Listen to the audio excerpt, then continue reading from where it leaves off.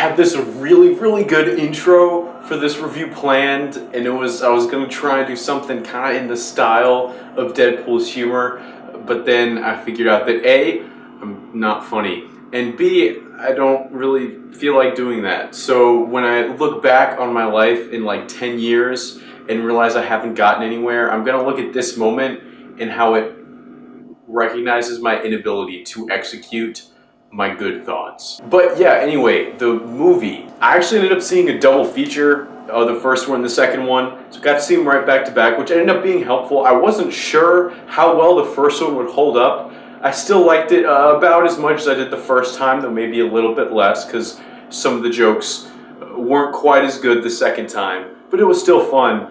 And the second one obviously was completely fresh, hadn't seen any of it before, and it wasn't quite to the level that I enjoyed the first one, but I still thought it was really good. This one definitely takes longer to kind of get going as far as like real big comedic moments go, because obviously the first one opens up with the car chase, the highway scene, and then we kind of go through the credits and we flash back. This one also starts off in the future and then we flash back to how we got there, but it's a little bit more serious in the beginning, although of course during the credits we still, instead of having actual names, we have fun stuff. The way they did the credits I actually really liked. A, had a Celine Dion song over it, which, huge fan, and also the way they animated it, it kind of felt like a James Bond-y kind of intro credits, but I thought it looked really cool.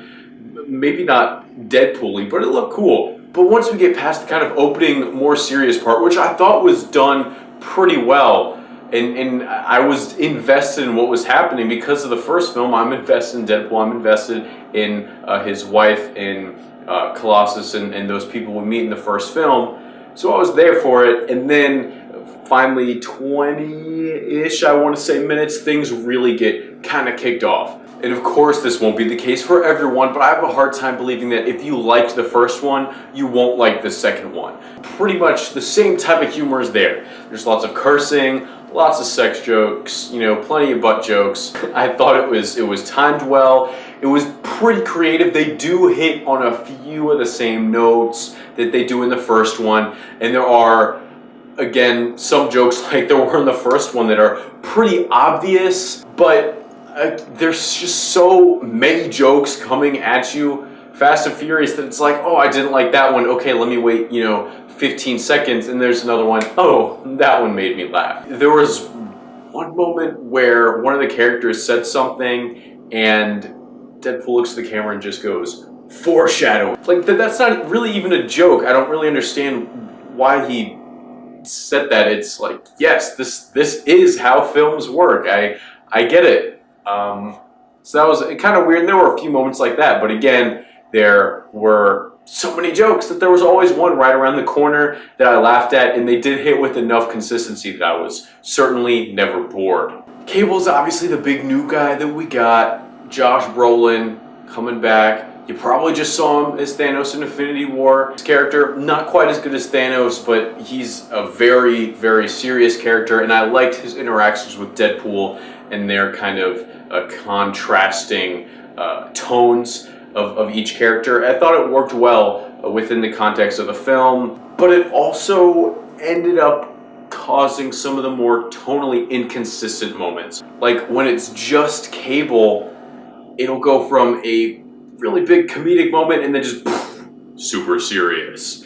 And there are some other moments where Deadpool is interacting with his wife where it also gets super serious, and those scenes kind of reoccur throughout the film, and it just go from really high comedic moments to these super serious moments. I'm not sure how much of what's happening is like something I'm supposed, is this one just laugh at? No, this part's serious, this part's not. And there were definitely some times where what was supposed to be emotional moments kind of lost it for me, because everything around that moment was so silly and over the top that it was just hard for me to take those moments seriously. And I think one of the reasons I left this film with such a positive view of it is that the last thing you'll see outside of the end of the credits is the middle credit scene, but the scene they have post the beginning of the credits is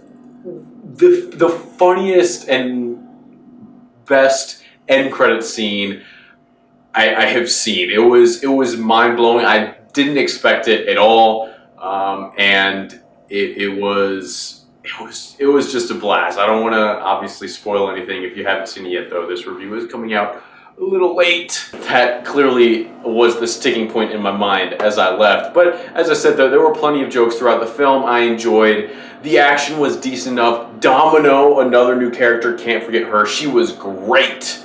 I really hope we get to see more of her in some other films. That's one character I'd be interested to see more of. Plenty of callbacks to the original film as well that I noticed because I just saw it. And because of those tonal inconsistencies, I think it comes to a film that I very much enjoyed and would totally be down to see again at some point, but maybe didn't like it quite as much as the first one. But I think if you had a fun time in the first one, you'll probably enjoy the second one too, though how much may vary. And of course now people are going to say, well, I love the first one, but I thought the second one sucked. And you know, that's what opinions are for. So what are reviews even for? Who knows? Who knows? Who knows?